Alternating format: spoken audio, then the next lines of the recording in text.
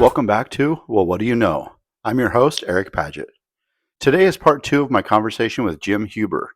And if you enjoyed the first episode, you're really going to love this one. Jim is one of the most interesting people I've had the chance to sit down with. In this episode, we talk about his trip to England, visiting Stonehenge, life on his farm, raising sheep, making maple syrup, keeping bees, writing poetry, and creating all kinds of unique handmade products. But beyond all of that, this conversation is really about curiosity, lifelong learning, family, and appreciating the people and experiences that shape us. Jim also shares some incredible stories about his parents, the teachers who influenced him, and the advice he would give young people today. So settle in and enjoy part 2 of my conversation with Jim Huber. You mentioned your daughters. We should definitely talk about when they came along and what they're doing. Well, all my daughters were born in Duluth. Okay. And we always had joked about we were going to wait 10 years to have a child, and it was 13. And my oldest daughter's name's Rose, and my middle daughter is Ivy, and my youngest daughter is Willow. And they used to get so frustrated when people would say to them, "Do you know you're all named after plants?" And they'd go, "Yeah, we kind of know that." Yeah. And then when they asked my youngest daughter, Willow, "How'd you get that name?" And she just says, "My parents were old hippies." But my oldest daughter is a foreign student recruiter for the University of Exeter in Exeter, England. Okay. My youngest daughter just graduated with her master's from Exeter and is living in London and working part-time there, but she may have a job in the U.S. We're just kind of waiting to see how it works. And my middle daughter is the assistant nursing director for, I can't remember the exact name, but it's the nursing home connected to the hospital at Benton. And then one day a week, she's the wound nurse at the hospital. Okay. So she stayed in the Benton area? Yes. Yeah. Are they married? Do you have grandkids? None of them are married and no grandkids. No grandkids. My oldest was married. She's not married anymore, but there's no grandkids. Okay. All right. So when we, again, in a previous conversation, you told me about a trip because they're living in Exeter. You told me about a trip that you took. Would you tell me about that again? Yes. Oh, it was a wonderful trip. And I had drugged my feet about traveling outside the U.S. for years. And my daughters have been, my oldest and youngest, have worked outside of the U.S. several times. And I never traveled to see them outside the U.S. My wife did, but I didn't. But my youngest daughter was graduating, and as a good parent, I felt I had to be there. Right. So I went to Exeter, and I loved it. It was wonderful. And I actually got to do something that was on my bucket list. My first thing was to be at her graduation. Mm-hmm. But the second major thing is I wanted to see Stonehenge, and I did. My youngest daughter set up a tour bus deal where you went to it from London. But we spent several days, half our time in Exeter, and we were there right before Christmas. And we were able to go to 5 Christmas markets, different ones. And my youngest daughter had met a lady that owned a farm, so we got to tour a farm there. Mm. And they had their Christmas market going. And the interesting thing is, I don't know exactly how the ownership is, but her dad either owns part of it or did, and he still works there. He's also an archaeologist going back to farming, but I didn't get much time to talk to him because he was very busy that day. Yeah. But we did get a nice tour of the farm and saw a lot of museums. And then we saw the penicillin museum, where penicillin was actually discovered. My daughter, that's a nurse, asked my oldest daughter, "Is there a medical museum in London?" And there is a penicillin museum, and it's quite interesting. Yeah. But we did see that, and we went to Westminster Abbey, heard a concert, organ concert, and went to the British Museum of Natural History, the British Library, saw Big Ben, the Wheel, the Shard, the Parliament Building, Buckingham Palace, some other palaces, and the Europe's largest bookstore. I love books, Yeah. and that was fantastic. But and then actually in Exeter, I grew up working in my dad's saddle shop, Mm-hmm. and my daughter knew a lady that owned a leather shop in Exeter, and we went to that. And then later we were at another Christmas market, and there was another leather shop, Mm. and I went to that and talked to both of them. It was pretty interesting. Yeah. How many days were you there? This sounds like a really long trip. No, 10 days, but we packed it. Yeah, you did. Wow. And we went to Torquay, which is about an hour by train from west of Exeter. And my wife and I did it on our own because our oldest daughter was working and our youngest daughter was working in London still at the time. And there's a site called Tor Abbey, which it started out as a monastery and it was expanded, and then when one of the kings demolished a lot of monasteries, it wasn't demolished, but it goes from being part of it turned into a private home and now is a museum. Mm. But you go in the building and you go through older stuff, and then on past that it's just ruins. It goes from modern to ruins, and they're all still connected, but it was really, really neat thing. Yeah. We went through the museum, and also, I guess you'd call it a suburb. I mean, Tor Abbey's not that big of a town, but connected to it is a town called Cockington, and they have houses with all the thatch roofs still on them. And a lot of that stuff was not open because it was close to the holidays, but we did go see it. And we walked a lot that day, and we were like way tired. Yeah, yeah. Sounds like a great trip, though. Oh, it was wonderful. Yeah. I'd go back in a heartbeat. So let's get to what you're doing on the farm now, because you and I met at a craft show in Centerville, and I was very intrigued by all the products that you had. So you mind touching on those? Sure. Well, let's just talk about the farm a Yeah, little bit, and absolutely. then we'll get into that. I have an old McDonald's or Dr. Doolittle's type farm. I have ducks, geese, chickens, guineas, rabbits, hogs, some donkeys, a pony, a few cows, some goats, and a lot of sheep. Yeah. And so we have all this stuff, but you know, in this day and age, you're always looking for value-added products. Mm-hmm. And I talked to my wife and said, I want to try growing popcorn and selling it. And we have a big garden. We grew popcorn and sold some, but I'm not big enough to sell a huge amount. Right. And we started selling things well, my cousin had made maple syrup. And when I moved back, he said, you need to make maple syrup.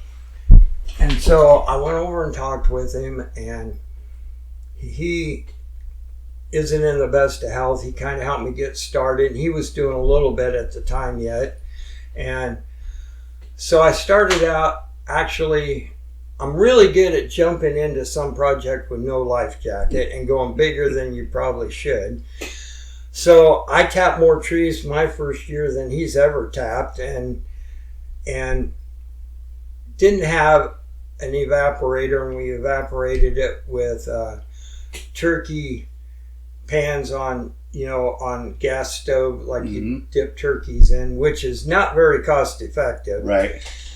And then so we had syrup, and my wife made a couple of different wildflower jellies, and we had the popcorn. We'd sell some eggs, and I mean, we had a little bit to sell.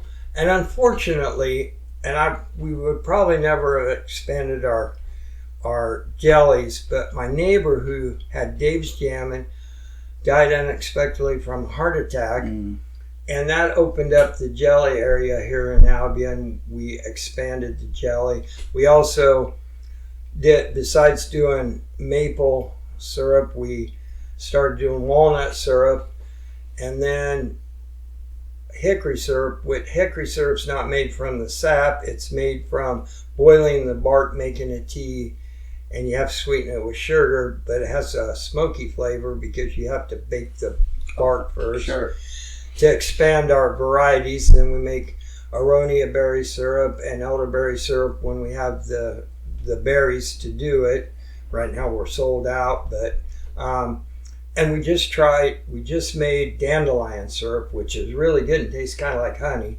And I had another neighbor who was a bee guy, and we had talked, and I always kind of thought about getting into bees, but had never taken the leap.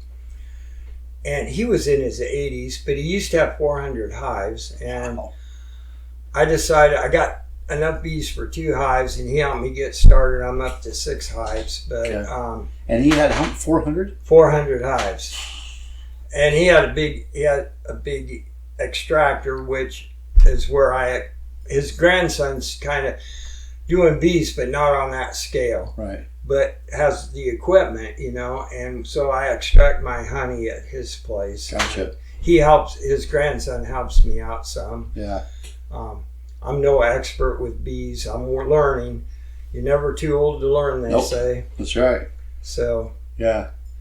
So you have, how many products now that because you had quite a few. Well, we sell about over 20 kinds of jams and jellies, and we do a lot of floral ones like lilac, yucca.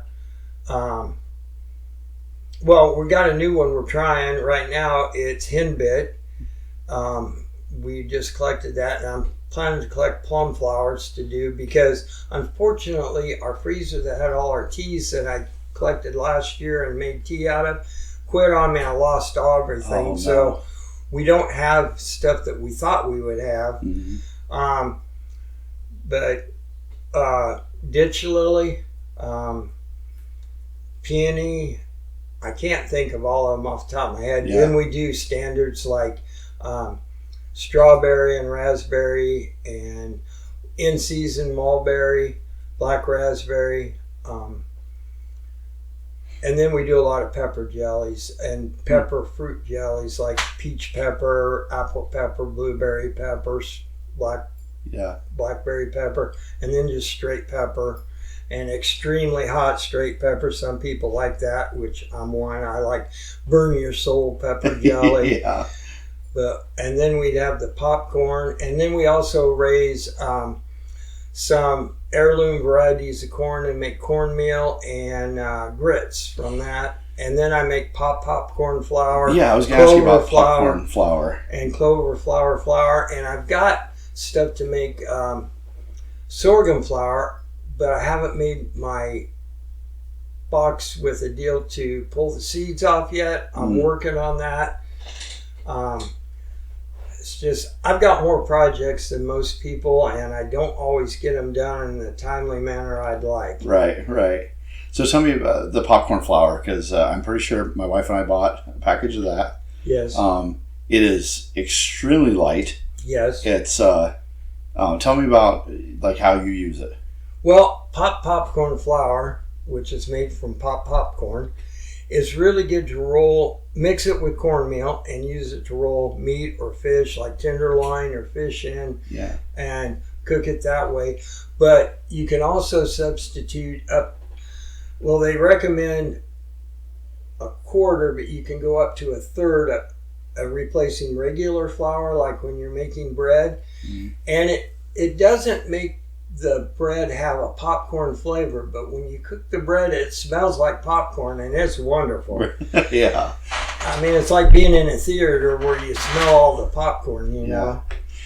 I'm also intrigued, you've told me this, but the process of tapping, let's say maple, correct, and making that into that finished product. Can you kind of walk through that a little bit? Yes. Well, we tap both maple and walnut trees. And it's pretty interesting because I do not own a maple tree. But I've got wonderful neighbors and relatives that have a lot of maples and allow me to tap. And in fact, it doesn't hurt the tree, right? It doesn't hurt the tree. Yeah. And a lot of friends have walnuts. I do have a few walnut trees, but a lot of friends have walnuts. And in fact, one guy heard about me doing it, contacted my brother because he knew my brother, and told him, have your brother, me, call him, and he can tap my walnuts. And he's got a beautiful stand of walnuts in his yard. Right. And then he also helps drive us around and collect the sap. But what you do is you drill a hole in the tree. It's about 2.5 inches deep, and you put what's called a spile in. And there's several types of spiles. There's the old style where you actually run it into a bucket, and I've got 3 of those. Don't use them anymore because they're not very efficient when you can't be there every minute to kind of keep them, make sure they don't get blown off. Right. And then there's a plastic spile that goes to a tube, and you can either run it to a main tube and down to a big receptacle, or I run them into gallon jugs, mostly like water, where people buy water, and you can collect your sap that way. But there's since I started, it's become fairly common for people to use these 4-gallon bags that you hang the bag on the spile. Sure. And I ran 300 taps this year, and it was about 50-50 whether I was using a bag or using a jug, because it takes a little bit to build up, and they're not that expensive, but I couldn't buy for every tree, and Sure. I already had the equipment, so I just keep expanding the bags as I can, and then I have those bigger blue water jugs that people exchange and get. I've got a few of those, and if I have a really good tree or one that is far back and I don't want to have several jugs, I can run two tubes into one jug. And then once you collect the sap, we have a actual building built, we call the sugar shack, and it has a cupola where the sides fold out so the steam can rise and get out, and we have an evaporator.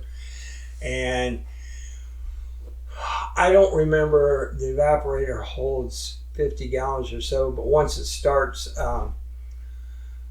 boiling, you just keep adding sap until you either run out of sap or you run out of time and you got to boil it down and quit.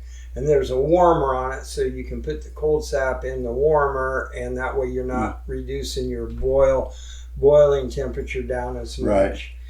And we run that. We'll start early in the morning and run it till late at night, and then we just let the coals burn down. If we're not done, we can just shut everything up and work on it the next day or continue. So there really is no additives or anything like that. It's just simply thickening the sap. It takes on maple, on the average, it's about 40 gallons of sap to 1 gallon of syrup. That is crazy. And on walnut, it can be anywhere from 40 to 45 gallons. And it'll vary from week to week, tree to tree. The amount of sugar in the sap determines how many gallons that you get, but you just look at the averages. Yeah. And unfortunately, the way the weather is changing, the springs have not been good for collecting sap, because you need freezing temperatures at night and above freezing during the day so that the trees will push sap. And I've been reading a lot on about tapping in the fall, like late November and December, and they say you won't get any more sap from a tree if you do start earlier. But the way I look at it is, if you got more days that you can collect sap, you're going to get more sap regardless. And I had 300 taps out this year, and I collected a little over 500 gallons of sap, and I should have had 4 times that if it had been a typical 5 years ago type spring. You know? Right. So you probably didn't get much more than 12 gallons of syrup out of that then, did you? 12 to 14. I don't remember exactly. My wife keeps tabs of all that and has it written down. I keep tabs of how much raw how much sap we have, how many trees, which ones are where, and whose place they're on, and how many, and whether they're walnut or maple. But then I get it in. I help her get I watch the evaporator some, but she's more the one that takes care of the evaporator. Okay. And the last batch, though, I did a lot of the watching because she was busy making jelly. Right. So. And I know your lambs have been keeping you busy recently here, right? How many head do you have? Well, I have 115 lambs, and there were some triplets and some twins. Sure. I still have a few ewes to lamb. In fact, I had, day before yesterday, I had 2 lambs. To tell you the truth, not sure how many are left because I have some older lambs from last year that could be bred, but they won't be till later. And they're kind of strung out a little bit, but the bulk of them are done. I check them about once a night now. If the weather's better, it's not like that it was really bad. That storm we had about 2 or 3 weeks ago with the snow and the terrible winds, I went out every 2 hours and shoot them all out of the shed so they wouldn't pile up and suffocate. Right. And luckily, I did not have a lamb until 6 o'clock in the morning. And the mom had it in the front corner of one of the sheds. And I called my wife. We were able to get her into a smaller shed that I have where I can lock them in and keep them out of the weather, and it's doing great. Good. But I was pretty worried about having sheep that night. I did not want any lambs, and that wind was so terrible. I couldn't even get into my goat barn because it was so windy I couldn't get the door open. Yeah. Hey everyone, it's Eric from the Well, What Do You Know podcast. One of my favorite parts of this show is getting to sit down and hear real stories from real people, because when we actually listen, we find out we're not so different after all. If you've ever thought, hey, I've got a story worth telling, or you know someone who does, I'd love to hear from you. Just check out the description of this podcast and you'll find my link tree. In there is a guest form to fill out. And keep in mind, there's no cost involved, and I bring the studio to you. So fill out that guest form. I'd really love to talk to you. Are you, so I know there are various reasons for having sheep, but are you in it for the wool, the milk, the meat? What are you? It's mostly, I sell them as meat sheep. Sure. But I also sell, I raise Jacob sheep. I run only Jacob bucks, but I do have a few other breeds of ewes. Mm-hmm. And I like Jacobs because they are the ones that have anywhere from no horns to 6 horns, and a lot of them have 4 horns. And they're really cool to look at, and they were kind of bred as yard ornaments in England, but they're pretty neat sheep, and not everybody, they're not a common sheep, and they're pretty cool. Now I have a few hair sheep and just a few odd ewes that I bought here and there. And I really like my sheep. I like all my animals, but I really like my sheep. Yeah. When you have the time, which doesn't sound like you have a lot of time, you write poetry. I write poetry. I try to write something every day. It doesn't always work, and I've written a lot of longer poems, but if I'm short on time and I have something I want to say in a poem, I usually do a haiku, which is 3 lines. And it's 5 words, 7 words, or 5 syllables, 7 syllables, and 5 syllables, and I use those. But I started, when I was in high school, I wrote a few poems. And actually, at one time, I thought about being a literature major, and I kind of gave that up pretty quick. Yeah. But in 2007, we had a late winter storm. It wasn't a bad one. Wasn't like the 76 or 73 one that was in April, and it was terrible.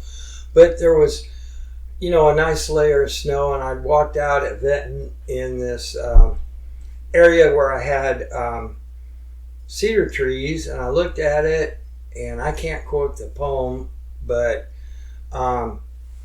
I wrote a poem about it, and I started writing poems, and all of a sudden I was writing poems like crazy. And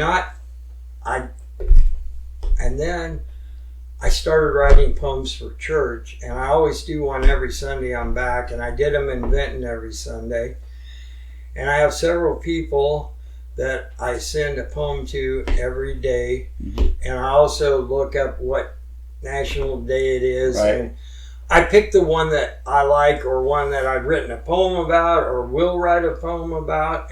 Like today I did one, a follow-up to Easter called For 30 Pieces of Silver, but it's National Licorice Day, and so I talked a little bit about that, and I enjoy that. I really like writing the poems, and I write about a lot of different things. I've written a lot of poems about farming, a lot of poems about auctioneering, because I work for an auctioneer, and occasionally I back him up in auction a little, but I'm not very good at it, but I get the job done. Right.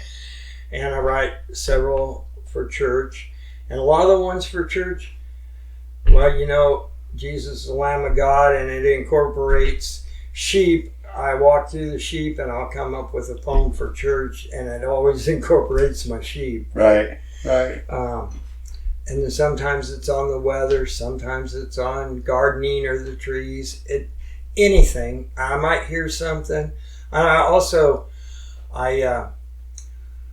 I write a lot about poems that I've written a lot about thinking, because I think the person's ability to think and to learn is very important. That you should never hesitate to learn something new, and you should always be expanding your knowledge. And I spend a lot of time, now I spend a lot of time on Pinterest looking at different recipes, but I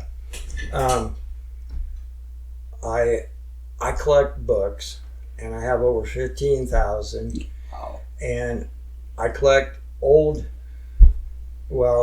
they call them young adult, but it's like Hardy Boys, Tom Swift. But I also collect a lot of old farming books. I've always done that. I've got most of the United States Department of Agriculture's yearbooks from 1900 till they quit them in the 70s, but I got a few from the late 1800s. Wow. I'm trying to fill in the few gaps that I don't have. And one of them's pretty interesting that came out in the late 1800s, and they were talking about growing hemp as rope, but they also mentioned in that article that out in California they were experimenting with it, doing other things, which is pretty interesting. You know, that back in the 1800s they were talking about wacky tobacco, you know. Right. You mentioned that you send poetry out daily. Do you know about how many people receive about that? 100. Really? Yeah, about 100 people receive it. And then occasionally I sell some of our products every Tuesday morning to a coffee club they have in town. And occasionally there's 20 people that get an invite a reminder every week. And of course I'm on that list, even though I'm there to sell. But occasionally I'll send something that I think's pertinent, one of my poems that's pertinent to what's going on, to them. And then like Sunday morning, at least 30 to 50 people get my church poem. And so you've worn a lot of hats throughout your life, and you've been successful at, sounds like, just about everything you've tried. I'm interested in what advice you would give, the high school senior right now who's looking at their future. Well, because I have several seniors that work for me, not every day, but how they can during the week. The thing that I would say is you need to increase your ability to read and comprehend what's going on. Pay attention to what the boss wants done and do what he says, and never hesitate to learn something new. And learn to actually write script. Because a lot of people still write script, and if you're get a job with an older person, they're going to write stuff out in script. Yeah. And depending on what kind of job you get, they may not do everything through a text. They're going to tell you what to do, or they're going to write it down on a piece of paper. Yeah. So think back, if you would. Give me the names and stories of maybe 2 to 3 people that have affected you and made you who you are today. Well, my parents, of course. My dad was a very hard worker. I learned how to do leather work from him. I learned about farming from him. My grandpa Huber, I learned a lot about gardening from him, and also just about doing things the old way. Mm-hmm. He was kind of set in his ways, and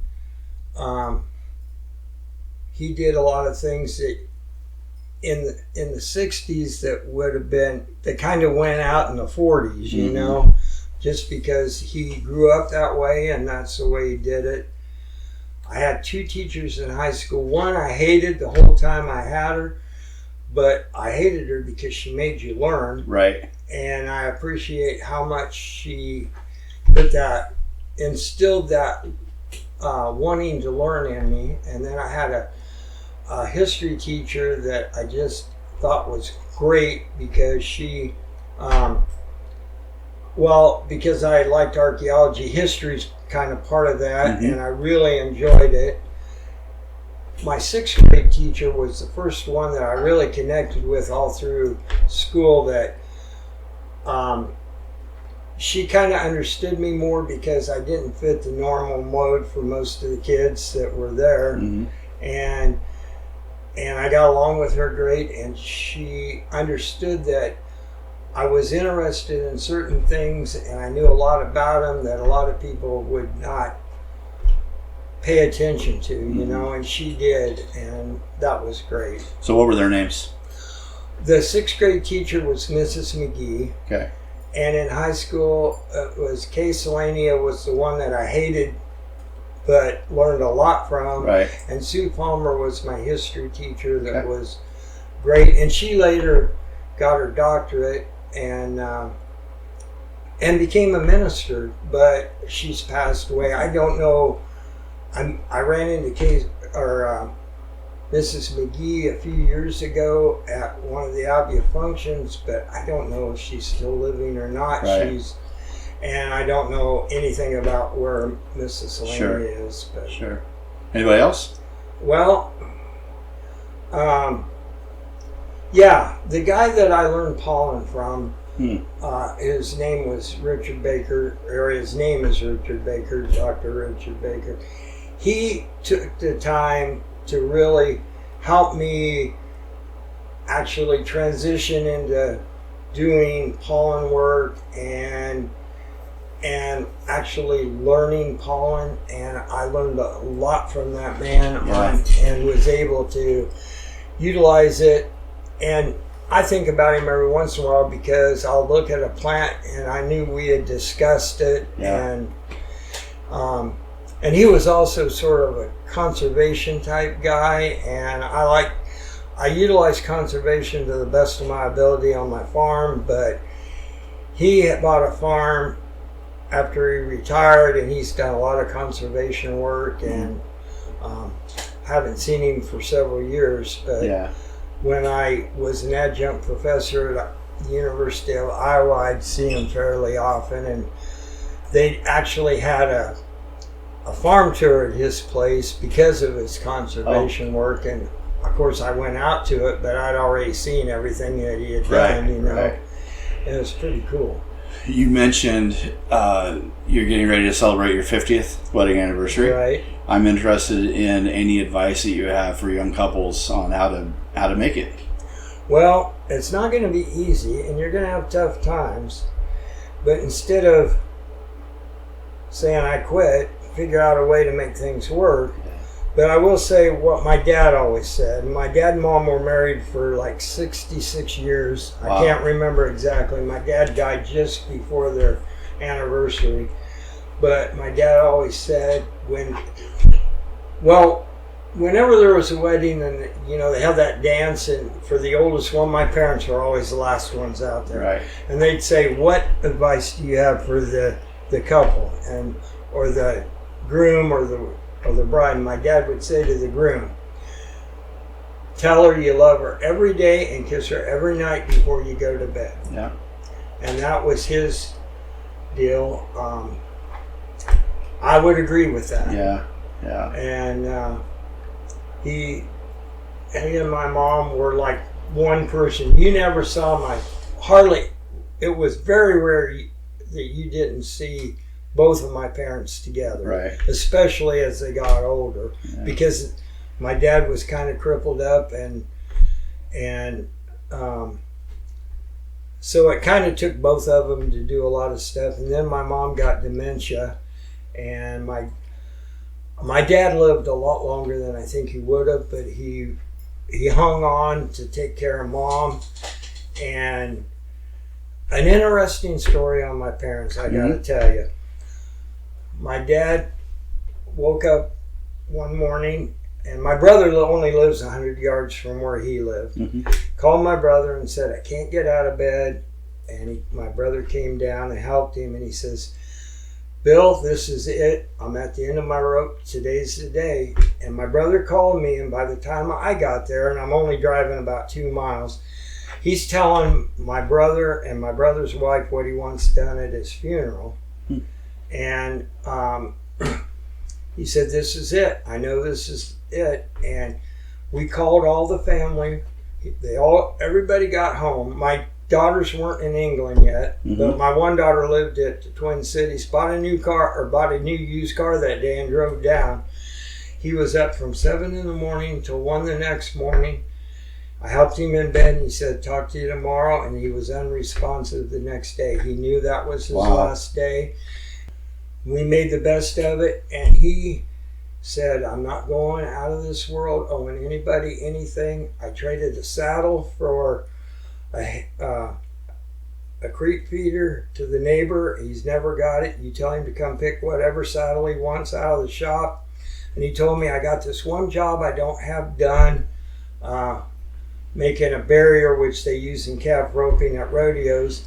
And I said, "Dad, I know how to do it. I don't know the measurements. You tell me, we'll get it done." And we finished that. And he kept bringing stuff out and giving it to people that day. And he knew, and he did a lot of stuff that last day. Wow. He even brought my nephew that took over the saddle shop a brand new sewing machine that day. They ordered it. He never saw it, but they ordered it. But he knew it was coming.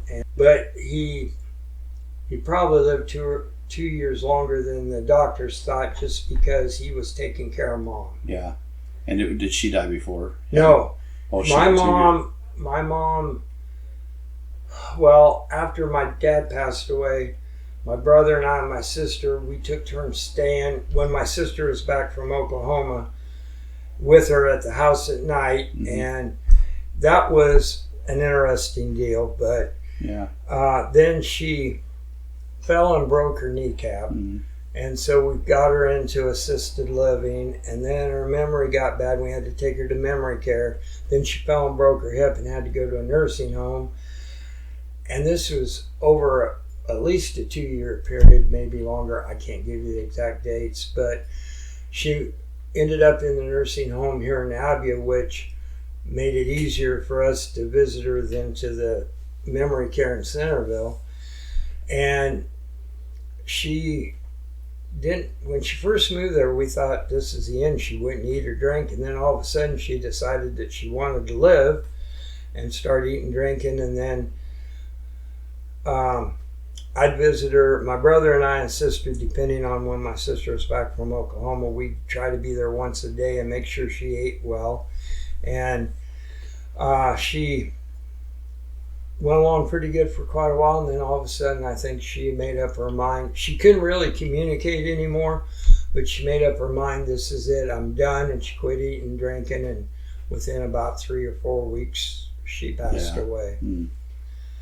But she was a very strong woman, and she worked with my dad on the farm, and she used to milk the cows when my dad had milk cows, because he wasn't very patient with the milk cows, so Yeah. she'd do the milking. Sounds like they were a great example, though, for you and your wife. Yes, they were. Yeah. Well, my wife's parents were great examples Yeah. as well. Yeah. Well, Jim, I really appreciate this. I've been wanting to do this since the first time we talked down in Centerville, so I'm glad it worked out. Thank you for doing this. No problem. I right. enjoyed it very much. Good. Thank you for listening to Well, What Do You Know? The podcast created to tell people's stories. Everybody's got a story, and every story is worth saving. The views and opinions expressed in this episode are those of the guest and do not necessarily reflect the views of the Well, What Do You Know podcast, P Square Design, Padget Tech LLC, or our sponsors. The Well, What Do You Know podcast, its parent company, and its sponsors are not responsible for any statements made by guests during the recording or publication of this episode.